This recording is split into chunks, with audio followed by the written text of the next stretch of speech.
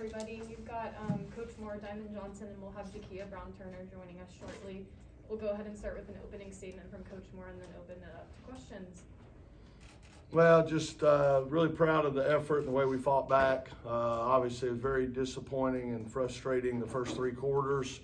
Got to give Louisville credit. They came in here. They were the aggressor. They just, manhandled us, on the boards, every which way possible. They were confident. They were knocking down shots. And, finally in the fourth quarter, just decided, hey, let's go back with the veterans and give them one more shot. They've earned that and what they've done with this program over the last 4 or 5 years. And, we started hitting shots and theirs started rolling out a little bit. We started getting some stops, got a couple of turnovers off the press that really, I thought, got the crowd into it. And Diamond obviously hit some unbelievable shots where the coach is over there going, no, nice job. Again, great win for our program. I just have so much respect for Louisville and Coach Walls. We're good friends, and they came in here, the 1-3-1 zone. I mean, they showed us some stuff they hadn't shown a whole lot this year, and we had some trouble with it. Obviously, we didn't score a whole lot until the fourth period, but again, couldn't be proud of our kids, and we'll enjoy this for a few hours and crank back up. If you could just address whoever you would like to answer the question, we'll go ahead and move forward with questions. Coach Moore, the other day, I think Sunday, you told a story. Well, hold on, if you don't mind. You think, is she going to do the other?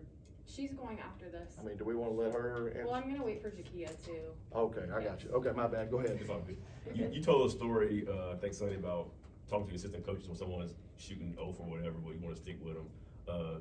What made you stick with Diamond? This is a perfect example of that story, sticking with someone you believe in can make those shots down the street. Well, it's just, again, I mean, we rotated a lot of people in and out, and, a lot of it was based on who was boxing out, who was competing, who was rebounding. We just did some things the first three quarters, very uncharacteristic of this team. Trying to feed the post from a bad angle where the defense was on that side of her. Just little stuff. We got beat around the corner a lot off pick on the ball. Obviously, in the first half, we just got totally dominated on the boards. And so, you try some other kids, give them a chance. We got a lot of talent on this team and a lot of depth. But, at some point, you go back with the veterans, and, Diamond was playing well. And, hey, if we have momentum, they're liable to hold up their fists saying they need a breather, and I'm going to look the other way and pretend I didn't see them. If things are going well, we're going to let it ride. And so that's what happened in the fourth period. And like I said, it was, amazing what they were able to do. Coach, you speak about the talent and depth that you have on this team, but what type of X factor did you expect Diamond to be coming onto this roster, and has she obviously lived up to Well, we recruited Diamond hard out of high school. And, we not only knew how great a player she was, we also knew what kind of person she was. And, it was heartbreaking when we didn't get her the first time. I was out at a Wolfpack football game when she called me, and so I couldn't call her too many names at that point. But no, again, she gives us juice when she comes in and gives us a lift, and she can change the momentum. And tonight she was able to, in a lot of ways, take over the game. And again, although like I said, these veterans made a big impact in that fourth period and turned the game around. So it was definitely a team effort. I mean, with your left wrist, I think you have the words "nobody can stop you but you" were. And how fitting is that for a game like tonight? I wear this every game now. I just started probably 2 weeks ago. It just gave me a reminder of who I am. Don't lose your confidence. Just keep shooting. My shot wasn't falling the first 3 quarters, so just keeping confidence. That's what is basically there for me. Was there any point tonight that you kind of looked at your wrist and had that reminder? Because it really just seems like something kind of changed in that fourth quarter. I looked at it a couple of times. Yeah. When I be on the bench, I'm looking at my wrist because I'm anxious to get in the game. So when it's my time, I just go in. I just know it's my time. To either of the players, was there a moment either in the huddle before the fourth quarter or as things were starting, that you kind of got the feeling that the switch was going to get flipped and that the momentum was now on your side, that you had a shot at this? We knew as a team that our shots were falling, so we got to win off the defense. So once the defense picked up, it gave us energy for our shots to fall. We never lost confidence. We never stopped shooting, and we just followed the game plan. When did you kind of feel the momentum starting to build, though? At what point in that comeback did you kind of get the feeling the crowd got into it and that it was really kind of a wave that you were riding? I think it's when we got this. I don't remember the play, but it was when we got a steal and we just kept getting steals. Like we turned up the defense, our intensity, and that's what helped us make buckets. I think the 2 turnovers off the press too. I mean, back to back, they threw it out of bounds. I thought they got the crowd into it, and I think everybody started realizing, hey, we can do this. And so I think those were big. And you know, these 2 both knocking down some big threes for us. Those 3-pointers, that's our dunk. In women's basketball, that's our dunk. And when you start hitting those threes, again, the crowd amps up and everybody turns it up a notch. So, combination. Jackie, there was a play where the defense kind of helped off you, I think double Kayla, and then she gave you that assist in the corner. You hit the open 3 from the corner. I think Diamond kind of gave you a chest bump, and that's the loudest I think I heard Reynolds tonight. What was that moment like? It was a great moment, especially. It was a great moment, especially coming back from like a big deficit. So it helped us a lot. That 3, I think, kept us going. Diamond, did you ever get frustrated in the first 3 quarters, or you just knew your shot would come to you at some point? I do get frustrated, but I can't be frustrated for long. I still need to be here for my team, whether that's playing defense, boxing out. So I knew my shot wasn't gonna be off for that long. So I just kept shooting it, and then we got defensive stops. So that helped my shot fall. Jakia, there was a point in the 3rd quarter there where the lineup on the court was, Madison and Isaiah kind of coming in, Camille providing energy and to maybe kind of give a spark. For you guys to see them come into the game and kind of have that energy that maybe you guys needed, how big was that moving forward? And then obviously, like Coach Moore said, you got the veterans back in the fourth. No, I think having them in the game was like really big for us, especially sometimes we can't see when we're on the court. So seeing them have energy and being able to get rebounds, offensive rebounds, we were able to piggyback off that and accomplish what we were doing. Jakia, how much did seeing Diamond's shots fall kind of become contagious and lift everybody else up? Yeah, I love playing with Diamond, and when I know when she's on, she's on. So seeing her make those shots, it just brought extra energy. Diamond, were you in the zone and kind of felt like you were just flying by people? Because it seemed like that sometimes. She was. I definitely was in the zone. Once I started clapping and get to talking, I'm in the zone because I don't usually talk and stuff like that. But when I'm feeling it, I'm feeling it. And the energy from my teammates, the crowd was just unbelievable. It's fun. It's fun. It's just fun playing in this crowd. They're very supportive. They cheer you on, whether we down, whether we up. And that definitely helped us get this win tonight. Do we have anything else for the players before I let them scoot? Awesome. Thanks, ladies. We've got time for a couple more for Good job, y'all. If anyone had anything. All right, Cowboys are out of the playoffs, so I got all night, y'all. Whatever y'all want to talk about. Anything else for Coach Moore?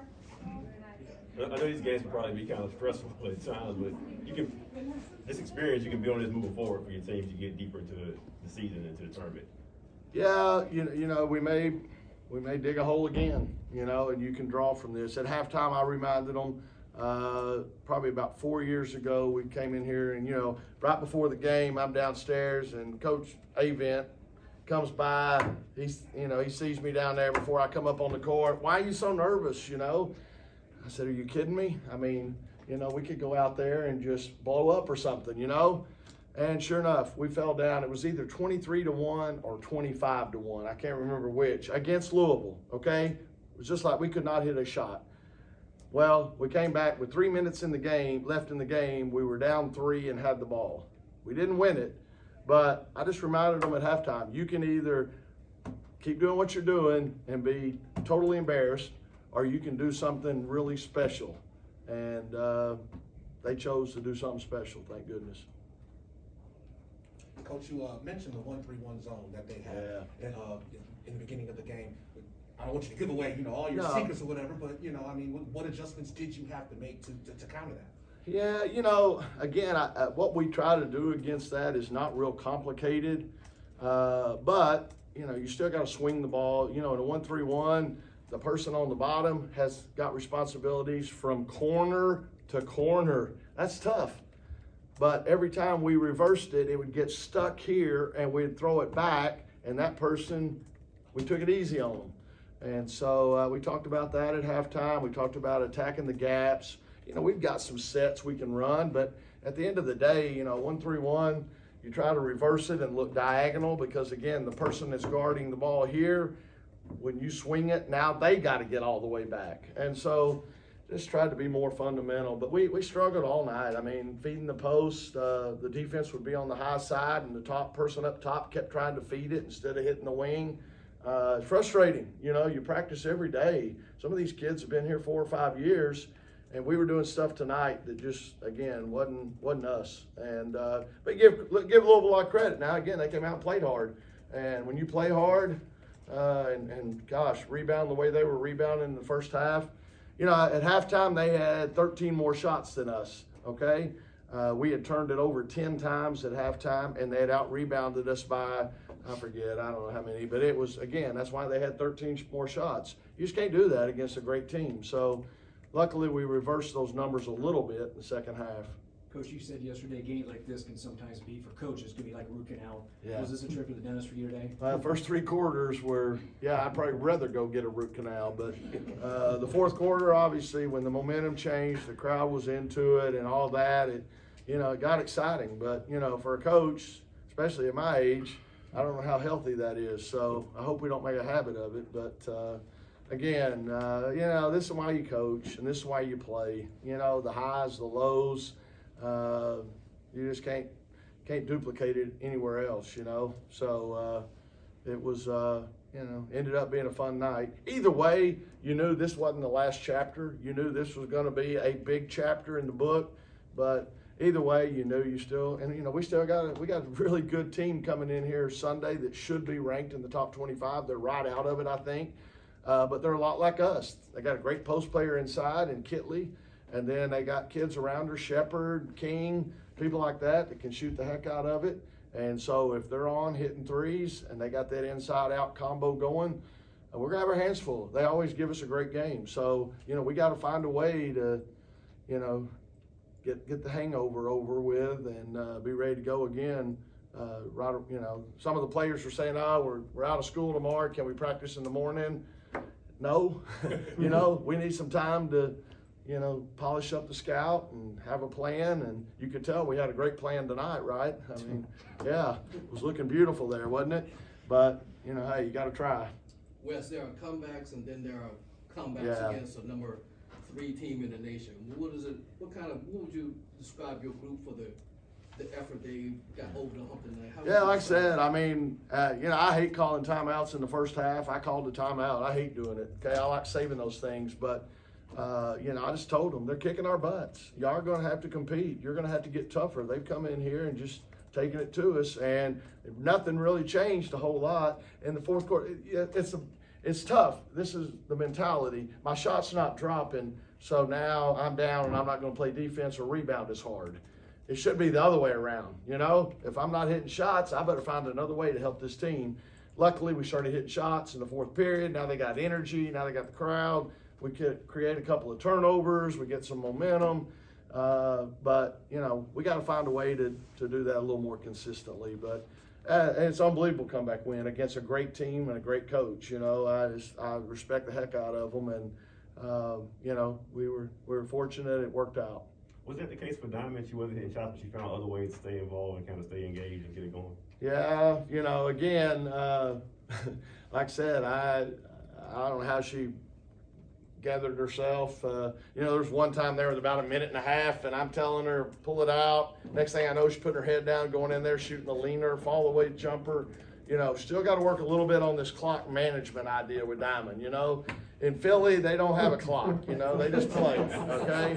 And so I gotta somehow keep working with her and understand, we wanna milk this thing. I'm gonna let you go, I'm gonna set a pick for you and let you go, but I wanna do it with about 8 seconds instead of 20 seconds.